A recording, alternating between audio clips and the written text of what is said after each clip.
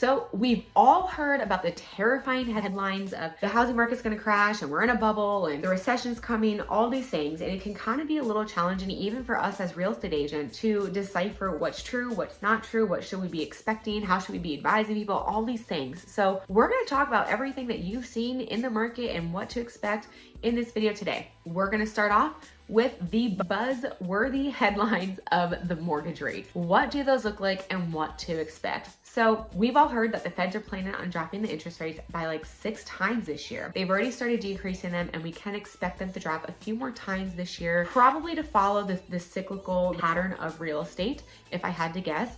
Right now, we are sitting at a 6.6% interest rate when this video is being made, which is 1.5 points lower than when we were at our highest last year in October, which October got up to 8 points, guys, which that is the highest that we've seen in over 23 years. That's crazy. Right now, we're sitting at a 6.6 interest rate, which is really good. We're already starting to see an increase in mortgage applications come in, which means buyers are out there. Buyers are ready, and they do plan on taking advantage of the lower interest rates that we are looking for here in 2024. Now, depending on who you follow in the economy, we are being told that we might start to see numbers in the 4s or the 5s for interest rates. My personal opinion, I do not see us getting down into the 4% at all. I think there'd be some really bad things that have to happen in the economy. I do expect us to get around that 5.75 rate, 6%. I do expect us to kind of get down there, and I do expect us to kind of be there for the majority of the year. Now, what does this mean for you as a buyer? Well, it is a little bit more affordable. If you started looking for a home end of last year, or even mid last year, you were probably quoted at maybe around a 7.5% interest rate, which gave you a whole different price bracket. It gave you a whole different criteria of what you needed to look for in your home search. So you might have gotten a little fatigued, you might have taken a step back, you might have been like, no, I don't feel comfortable with this. Well, 1% makes a huge difference in a monthly payment. And this looks different for everybody, so we're not gonna cover in detailed numbers right now, but it does make a difference. So my suggestion to you is, if you were thinking of buying a home, or if you're a buyer that was in the market last year and when those mortgage rates went up, you got bumped out of your affordability zone, talk to your lenders, see what that looks like right now, see what it looks like in the future of, hey, if they do bump the mortgage rates down, what is my option? You know, how do I get that lower rate? Like, just really talk through them and what that looks like, so you can try to not time the market perfectly, but you can be informed of what to expect and what that looks like for you. Mortgage applications are already increasing. We're expecting to see them lower about 3 times next year. So overall, pretty solid on the interest rate side, which interest rates are important because they're a huge factor of the housing market. Now, the other side of the housing market is inventory and supply and demand. Just like anything else, real estate does operate very heavily on supply and demand. You've been hearing for the past couple of years, our inventory is really, really low. Right now, we are up to about 4 months worth of inventory. People like to see between 4 to 6 months of inventory in order for it to be a balanced market. So we're kind of right in that tipping point where it still is a buyer's market right now, but not as heavy and not as hardcore as it was before. So that is good. I do expect that to change. So real estate is seasonal. You have the lower amounts of inventory in your colder month, the end of your year, and at the beginning of the year. You're going to have less inventory than what you're going to see in the warmer months. And you're gonna start to see that pick up around March. So March, April, May, June, July, those are our hottest months for real estate. And there's a lot of factors that go into that.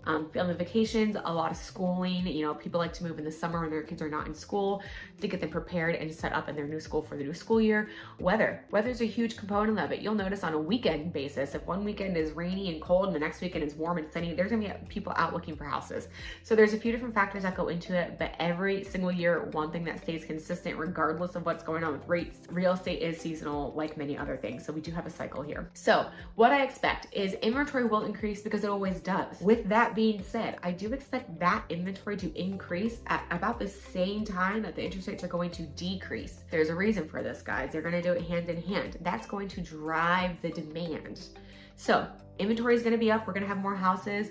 Interest rates are going to be lower. That will bring a lot more buyers into it. So therefore, you're going to create that higher demand again, because we're not going to have enough houses to put on the market to supply all these buyers with. That would take builders to build a ton of new houses, or it would take for a lot of people to die and just not have a house to purchase, but like just they need to sell a house and that's it.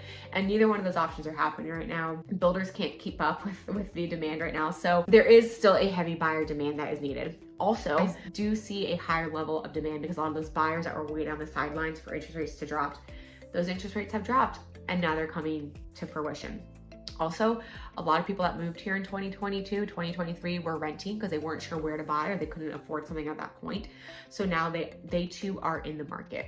So buyer demand is still higher than what we have here. I want to talk a little bit about renting right now. Renting is still a good option for people. Not everyone's in a position where they can purchase a home.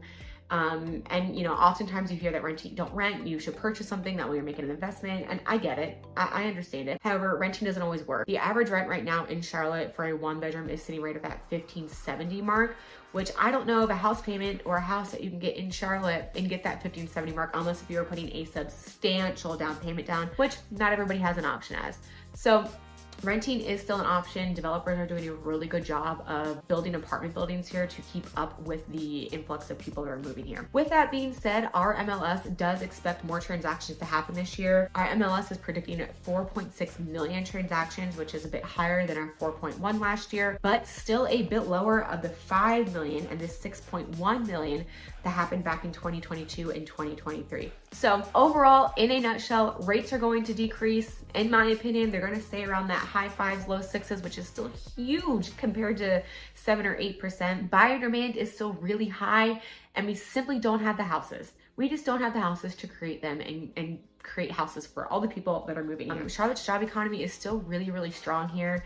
So we're pretty well off in that sense. I do expect that to slow down here in the upcoming year. So that might impact it a little bit and cause people to pull back. But right now, the housing market is off to the races. We are approaching our spring market here very quickly. Buyers, if you have any questions, let us know. Sellers, reach out to us. Our contact information is listed below. I hope you found this helpful, and until next time.